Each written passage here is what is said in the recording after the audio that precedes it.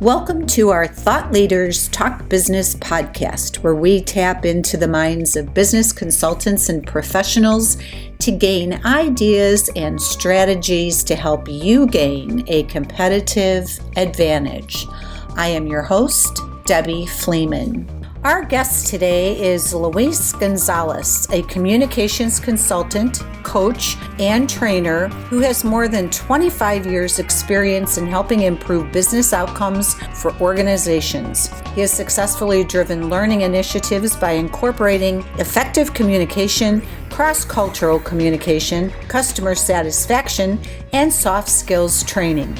Luis works closely with CEOs, leaders, and individuals to positively impact business outcomes through effective communication in global, multicultural, and remote work team settings. Luis has lived and worked in India, Mexico, and Brazil.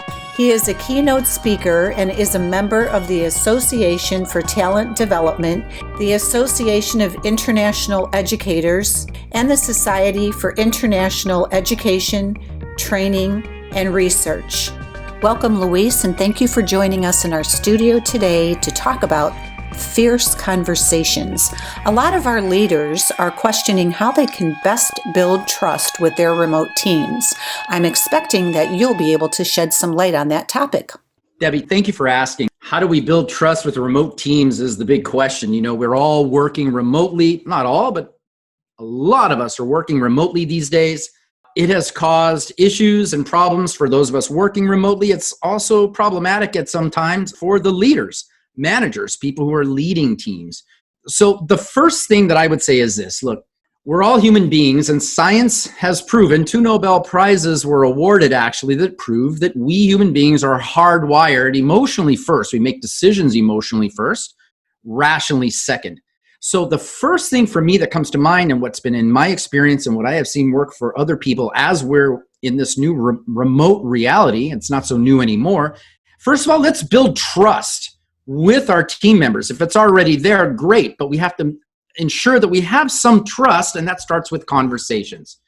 So you have a remote team member, and I'll ask the question like this. If you're a leader or you have a remote team and you're having conversations, you're having calls, conference calls, Zoom calls with your teams who are remote, are you always just business driven? Are you always just sticking to the agenda points? Or are you actually taking time to check in with your people? Spend 5 minutes with non-agenda items such as, hey, you got a lot on your plate. How are you doing? What's keeping you up at night? What ways can I support you? So that's the first place I start, is by building trust through conversation. Conversations are so important. And when I say conversations, and you mentioned fierce conversations, what we mean by fierce conversations are genuine, authentic, and candid conversations. Check in with people. If you are a manager, you're a leader of a team who's working remotely, I highly recommend that when you meet with your team members, take the time to set appointments individually with your team members, even if it's for 5 minutes or 10 minutes, to just do a temperature check. Just check in to see how they're doing. No agenda-based items at all. Now, I've had people push back on that. I've had people who I've trained and facilitated and consulted with on this idea, and they come back and say, it takes time, Luis. That's a lot of time. Yes, it is time. I wouldn't say it's a lot of time, but I know we're all very busy, but it's an investment. I look at it as an investment of 5 or 10 minutes to build the trust with your remote team members, because when you do that, building the trust and enriching those relationships will go a long way in terms of future deliverables, thinking outside the box, going the extra mile, sharing with you. Your team members will be more than likely to share with you what's really going on. You'll get more information that way, and it just makes for a better working environment, even when we're working remotely. So why are we talking about this? Why do I even mention it? Why are we talking about conversations, and why am I mentioning that's important to connect with people? And by the way, when I facilitate and when I train and consult, when I start talking about human connectivity, to them can sound a little bit warm and fuzzy. And so I like to bring in the data. Why are we talking about this? Human connectivity. Well, I mentioned already earlier, 2 researchers won Nobel Prizes. Daniel Kahneman in 2002 won the Nobel Prize for proving that we human beings are emotionally driven first, rationally second. So why did that discovery deserve the Nobel Prize? And actually, he won the Nobel Prize for economics. Why the Nobel Prize for economics? Because the implications are pretty significant. If a company has a relationship with its customers based only on price, we know this, all the competitor has to do, offer a similar product or service for a loyal price. But now I'm going to zero it down to a manager. If a manager of a team has a relationship with its members solely based on an exchange of time and talent for that paycheck, then you're not going to have a very loyal team. And as a matter of fact, your team will become a source for headhunters, not a destination. A lot of people say engaging with my employees is a challenge, especially working remotely. We're not able to see the body language. I'm not able to be there and, as we say here in California, feel the vibe, the energy. It's remote. Half the time people aren't turning on their cameras. Engaging with my team this year remotely is a big challenge. So if you believe engaging with your employees is a challenge, I suggest you look at the frequency and the quality of the conversations you're having with your team members. I'll remind you and your listeners what I said just a few minutes ago. Yes, we need those agenda-based meetings for sure, but I recommend you check in with no agenda with your team members, and frequently, especially now, given that we're all separated, we're craving this connection, I believe. Given that we're emotionally driven creatures, we want that connection. So I suggest leaders look at the frequency, and not only that, the quality of your connections, your conversations with your team members. What I mean by the quality of your conversations is, again, number one, not just going agenda-based. Number two, putting honesty into the conversation, not to imply that you're dishonest, but to be honest in terms of how you're feeling. Hey, I'm feeling awkward right now, still working remotely. It's hard for me to do working remotely. Just being honest and showing vulnerability as a leader, adding that into the conversation. Why? Because you'll probably get that out of the conversation from the people who report to you, people who are your team members. So in other words, if I put honesty, authenticity, candor, perhaps even fun in my conversations with my team members, as I engage with them, I will probably get honesty, authenticity, candor, and even some fun out of our relationship, and it will strengthen and enrich that relationship. And then the engagement becomes natural and organic. Again, if I withhold what I'm really thinking, what's really going on, the people around me will probably do the same thing, and our relationships will be unproductive. To summarize everything I've said already, check in with your people. It's about human connection. People are not tasks.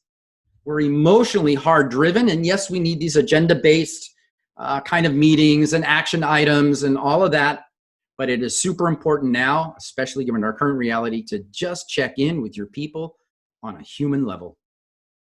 Luis, it is a lot easier face-to-face to have different and oftentimes opposing viewpoints brought up. How can leaders invite these different and oftentimes opposing opinions so that employees, associates can make better and more informed decisions? I love that question, Debbie, and you said it right there. That is the way we make better and more informed decisions, is by hearing different perspectives, and that includes competing perspectives from our own.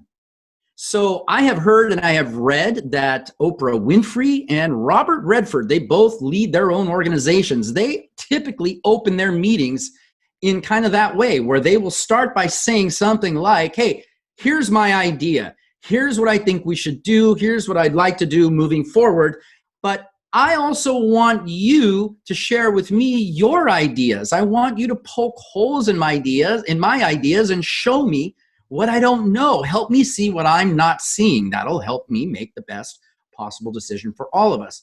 So it's kind of a context. It's a mindset, if you will, or I'll call it a context that some leaders have. And I will admit, I had at one point early in my career as well. I thought that me as the leader, I'm supposed to be right and I'm supposed to look competent, et cetera, et cetera. Well, guess what? My role as a leader is to make the best possible decision for the organization, not to be right.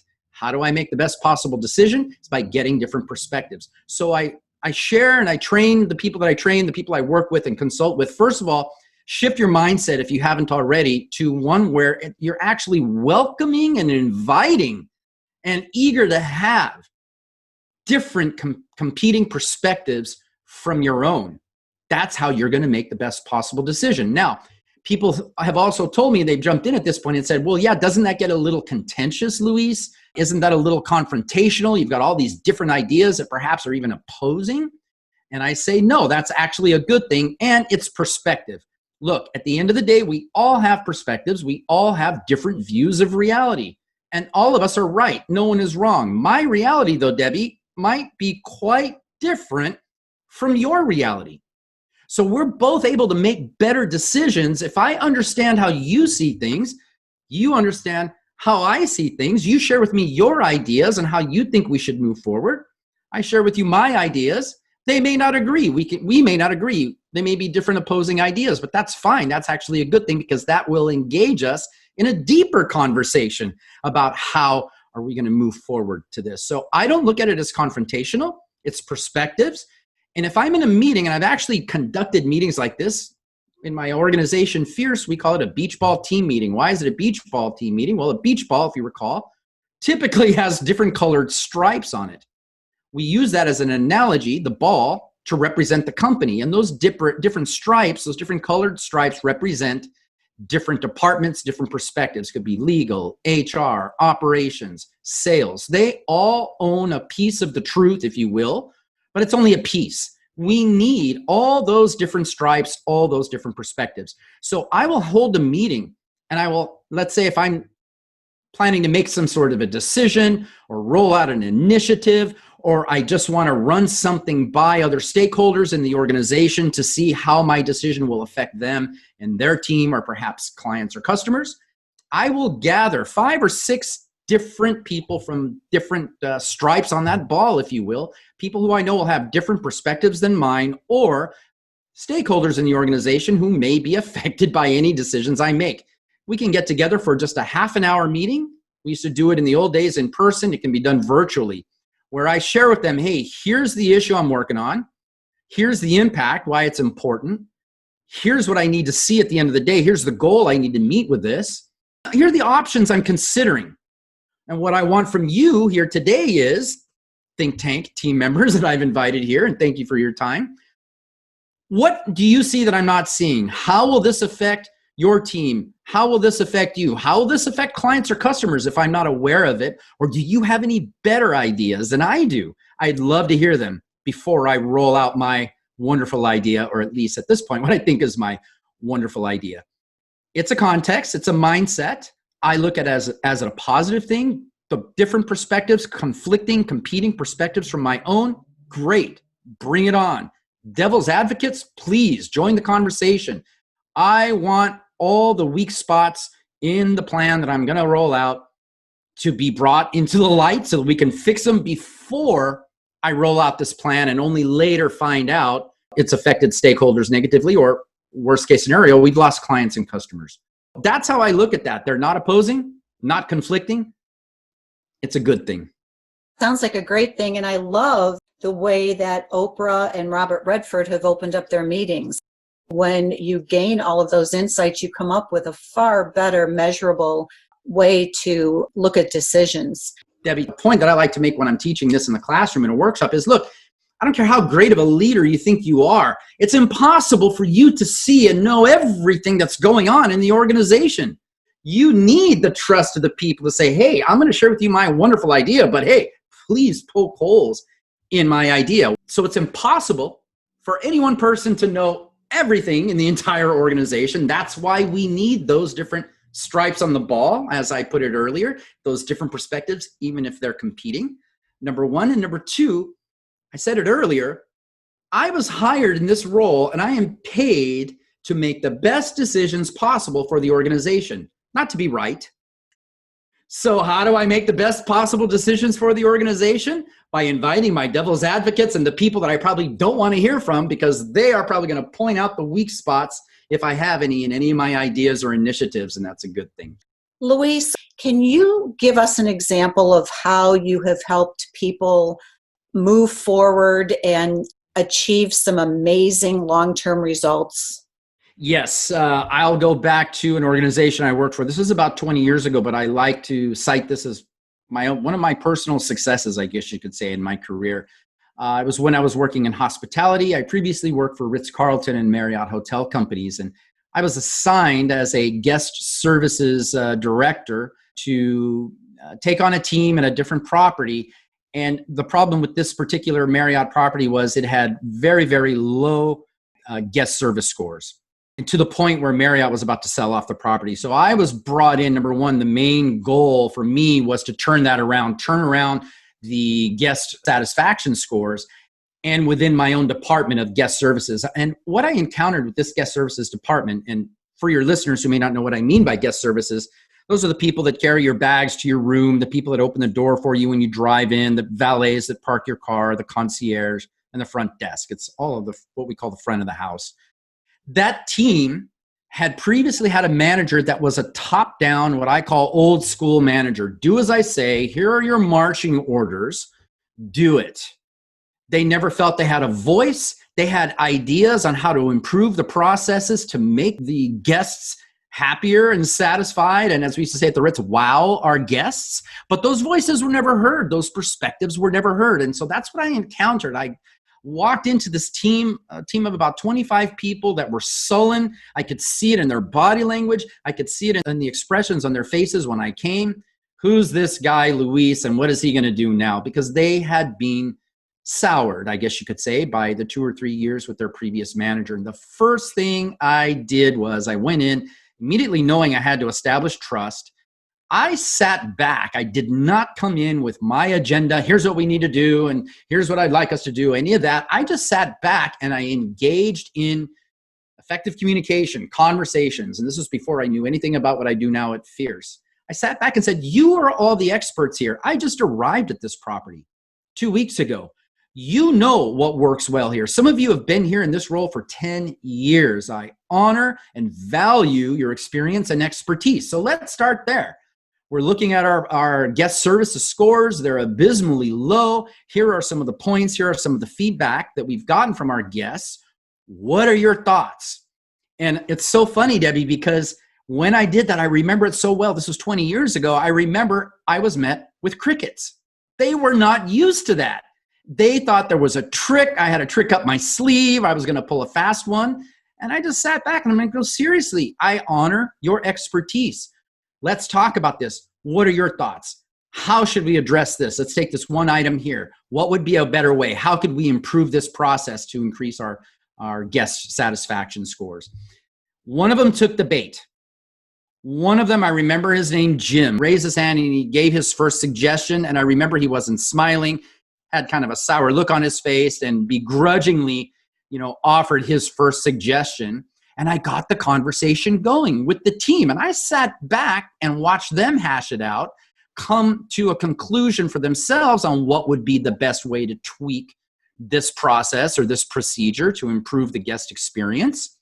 And then because it was kind of a low-hanging fruit, if you will, in other words, changing or tweaking this process, if it failed, it wouldn't be a game changer. And if it succeeded, it would be a game changer. So I call it low-hanging fruit. The risk is low. So I let them make the decision. Of course, I approved it and said, hey, it sounds great. I think this will work. Let's give it a try. We enacted that. We rolled it out, new procedure. Within 3 months, I think it was in 1 quarter, we got our guest satisfaction report. The numbers had ticked up. Now, I'm only giving you one example. We did this a number of times, but this was the first time I did it, where I basically gave them the accountability, gave them the ownership, honored their expertise, and stimulated and encouraged that robust conversation in those meetings that we had where people had differences of opinions on how we should do this. And that was healthy and that was good. Now, the best part is we got our guest services scores, satisfaction scores back. There was a trend going upwards. We had not reached our goal yet, but it was definitely trending upwards. And when the general manager of the hotel recognized us for that trend upward in the guest satisfaction scores, I didn't take the limelight for myself because the limelight was shown on me. Great job, Luis. That's why we hired you, brought you over to this property. It's working. I immediately shared the love and I said, hey, this was the team that made this decision. I led the team, but this was their decision. This was their expertise. They deserve the praise. And so they got the accolades. They got the praise for it. The trust was built. The relationships were enriched. And I started giving them more accountability and ownership. And as that happened, and as they took that ownership and that accountability and saw their successes, it shifted the whole mindset of the team. Our guest services scores went up. After a year, they went through the roof. And I had a happy team that cried when I left to go to the next property. They begged me to stay. Now, why? I'm not trying to sing my praises there, what a wonderful person I am or any of that. Why? It's because I showed them I trusted them. I honored their perspectives. They all had valid perspectives that had not been heard for at least 2 years. And I gave them accountability and ownership, and they reaped rewards and enjoyed the successes of that. And that's how I did it. And I continue to do that in the few other properties that I went to with the Ritz-Carlton and Marriott hotels. Luis, that's so interesting because guest relations, even though we see it in the hospitality, the resort industries, it also is reflective of the way that we treat both our employees and our customers in any type of an organization. I would agree. Luis, for companies that are interested in improving their communications, if they would like to reach out to you, what is the best way for them to do that? Debbie, thank you for asking. I want to direct people to our Fierce website because we have a resources tab, and I'll share the address with you in a moment, where we have tons of resources that you can actually download for free. One of them is 9 fun ways to stay connected while working remotely, which is a little bit of what we were just talking about a few minutes ago. So please go to the Fierce website, and the URL address is fierceinc, FIERCEINC.com/resources. And you can jump around from there, but I'm directing you to resources because that's where you can see some of the stuff we do and even get some free stuff and download it. So that's one way. Please go there. Second, I love expanding my network and networking with other professionals and helping in any way I can and learning from those professionals. So please connect with me on LinkedIn. If you're on LinkedIn, you can find me there, linkedin.com/IN/my name, Luis Gonzales. Send me a quick message. Let's collaborate. Reach out to me. My email address also, it's easy. I love my email address. It's my first name, Luis, Luis, @FierceInc, FIERCEINC.com. Thanks for joining us today, Luis. Debbie, thank you. It was a pleasure and an honor to be here on Thought Leaders Talk Business. Thank you so much. You have been listening to Thought Leaders Talk Business, where we tap into the minds of business consultants and professionals to gain ideas and strategies to help you gain a competitive advantage. I'm your host, Debbie Fleeman. If you would like to reach me, email me at debbief@creativetechresources.com or pick up the phone and call 847-902-4175.